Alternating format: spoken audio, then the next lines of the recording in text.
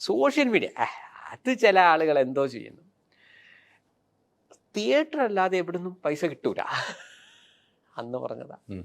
ഇന്ന് 2023 പല സംവിധായകരും എടുത്തോ, ഞങ്ങളുടെ സിനിമ തിയേറ്ററിലൊന്നല്ല റിലീസ്. അപ്പോൾ എവിടെയാണ് അത്? OTT, YouTube something. അപ്പോൾ ഇവരൊരു അല്ല പടം ഇറങ്ങുന്നതിന് മുമ്പ് ഞങ്ങൾക്ക് പൈസ കിട്ടി. ഇതൊക്കെ 2017 സന്തോഷ് പണ്ഡിറ്റ് പറഞ്ഞ കാര്യമാണ്, തെളിയിച്ചാ. അപ്പോൾ ഇവർ പറയും അതെങ്ങനെയാണ്? അല്ലാതെ ഈ OTT പ്ലാറ്റ്ഫോം എന്ന് പറഞ്ഞ സംഭവമുണ്ട്. അപ്പം നിങ്ങളൊരു നിശ്ചിത പൈസയ്ക്ക് കാണുമ്പോൾ ഒരു പൈസ ഞങ്ങൾക്ക് കിട്ടും, അല്ലെങ്കിൽ സബ്സ്ക്രിപ്ഷൻ എടുത്താൽ. ചേട്ടാ ഇത് തന്നെയല്ലേ യൂട്യൂബ് അന്ന് പറഞ്ഞത്? അതെന്താ പറഞ്ഞത്? നിങ്ങളൊരു പാട്ട് കാണുമ്പോൾ യൂട്യൂബ് മുതലാളി അയാളെ വീട്ടിൽ നിന്നല്ല നിങ്ങൾക്ക് തരുന്നത്, അതിലൊരു പരസ്യം ഇടുന്നുണ്ട്.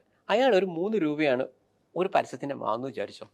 അയാൾ എന്ത് ചെയ്യും? അത് 5 പൈസ, അല്ല നമുക്ക് മനസ്സിലാവുന്ന ഭാഷയിൽ പറയാണ്, 5 പൈസ നിങ്ങൾക്ക് തരും. മറ്റൊരു ഭാഷയിൽ പറഞ്ഞാൽ 1,00,000 ആളുകൾ, കാരണം പരസ്യത്തിൻ്റെ ശൈലിയെല്ലാം മാറി.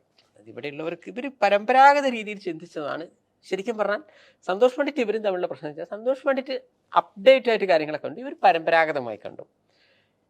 ഓരോ കാര്യം ഇവരെങ്ങനെ കണ്ടതെന്നുള്ളത് അത് ഇന്ന് നിങ്ങൾക്ക് അന്നത്തെ വീഡിയോ ഇന്ന് കാണുമ്പോൾ നിങ്ങൾക്ക് ശരിക്കും സന്തോഷം, അന്ന് നിങ്ങൾക്ക് ചിലപ്പോൾ സന്തോഷ് പണ്ഡിറ്റ് പറഞ്ഞത് ശരിയാണ്. ഇവർ പരമ്പരാഗതമായി വിശ്വസിച്ച കാര്യം വെച്ച് കഴിഞ്ഞാൽ സിനിമയിൽ വരുമാനം എന്ന് പറഞ്ഞാൽ തിയേറ്റർ മാത്രം. ഞാൻ ഒരു തെറ്റ് നല്ലട്ടോ വരുന്നത്, ഒരു അപ്ഡേറ്റ് ആവാത്തതിൻ്റെ പ്രശ്നമാണ്. തിയേറ്ററിന് മാത്രം. സോഷ്യൽ മീഡിയ അതെന്തോന്ന് ആരോ എന്തോ. ഇപ്പം നമ്മൾ AI അല്ല ആ രീതിയൊക്കെ പറയുമ്പോൾ നമ്മളില്ലേ അതിങ്ങനെ ആർട്ടിഫിഷ്യൽ ഇൻ്റലിജൻസ് എന്തോന്ന് ഇപ്പം നമ്മൾ ചോദിക്കുന്നുണ്ട്. അതിന് സ്കോപ്പ് അറിയാത്തതുകൊണ്ടാണ് നമ്മൾ പറയുന്നത്. ഇതേപോലെ 2011 ചോദിച്ചതാണ് സോഷ്യൽ മീഡിയയിൽ സ്കോപ്പില്ല. നിങ്ങൾ പറയുന്ന യൂട്യൂബൊക്കെ ഫ്രീ ആണ്, സന്തോഷ് പണ്ഡിറ്റ് ഇവിടെ ഇരുന്ന് തള്ളുകയാണെന്നാണ് പറഞ്ഞത്. കാരണം ആ അനുഭവം ആർക്കും ഉണ്ടായിരുന്നില്ല. അന്ന് വരെ ചെയ്തിരുന്നത് നെഗറ്റീവിലാണ് സിനിമ എടുത്തത്. ചിന്തിക്കണം. അപ്പോഴാണ് ഞാൻ പറയുന്നത്, ചേട്ടാ ഇപ്പോഴത്തെ പല ക്യാമറയിലും ഡിജിറ്റലി ചെയ്യാം. ഞാൻ പറയുന്നത് ഈ ഡിജിറ്റൽ എന്ന് പറയുന്ന വാക്കേ 2011 ഉൾക്കൊള്ളാൻ പറ്റുന്ന ആളുകളുണ്ട്. എൻ്റെ മുന്നിലിരുന്ന പല ടീമിനകത്ത് ഉൾക്കൊള്ളാൻ പറ്റിയിരുന്നില്ല. ഞാൻ പറഞ്ഞു ഈ ക്യാമറ നിങ്ങൾ ഏത് ക്യാമറയിലാണ് ചെയ്ത്? ഇയാളെ ഓരോ ലോക്കൽ ക്യാമറ. ഞാൻ പറഞ്ഞു ചേട്ടാ ഈ ക്യാമറേൻ്റെ വലുപ്പമല്ല പ്രശ്നം, ഡിജിറ്റൽ വരുന്ന ക്യാമറകൾ ചെറുതായിരിക്കും. ഞാൻ പറഞ്ഞു ശരിയല്ല, അത് ഇന്ന് എല്ലാവർക്കും മനസ്സിലാവും, അത് അന്ന് മനസ്സിലാവില്ല.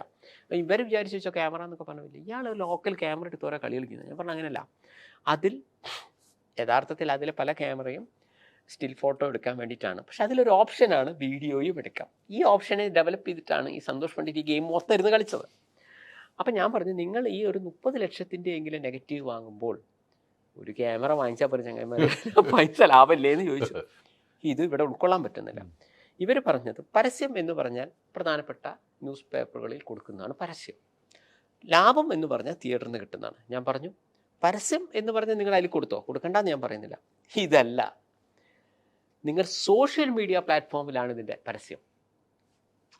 അതൊക്കെ പഴയ ഇൻ്റർവ്യൂ നോക്കുമ്പോൾ ഇന്നലെ ഞാൻ പറഞ്ഞു നിങ്ങൾക്ക് ഈ ഫേസ്ബുക്ക് പോലുള്ള ഒരു നല്ല നിങ്ങളുടെ നായകൻ ഒരു ഫേസ്ബുക്ക് ഉണ്ടാകും, ഒരു 50 ലക്ഷം ആളുകളുണ്ടെങ്കിൽ 1 രൂപയുടെ ആവശ്യമില്ല. ഇന്ന് മുതൽ എൻ്റെ പടം ഇറങ്ങി എന്ന് പറഞ്ഞിട്ടാ പോരെ, നിങ്ങൾ പറഞ്ഞത് കിട്ടും.